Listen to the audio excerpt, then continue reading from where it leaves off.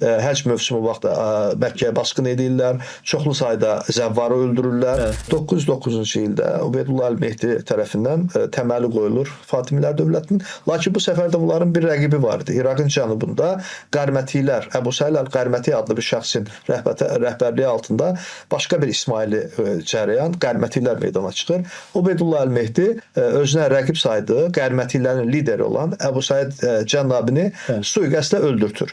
Bu da öz-özlüyündə İraq İsmailliləri ilə Misir İsmailliləri arasında dərin bir parçalanmanın meydana gəlməsinə səbəb olur. O Qərmətilər Kəbədə Qaradaşı Bəli, tamamilə doğrudur. Bunların Kəbəyə basqınları var. Dəfələrlə həcc mövsümü vaxtı Məkkəyə basqın edirlər. Çoxlu sayda zəvvarı öldürürlər və bu hücumların birində də Kəbəni ağır bir şəkildə təxribata uğradırlar və hətta Hacər-ül-Əsvədə, yəni oradakı Qaradaşı da oğurlayıb aparırlar.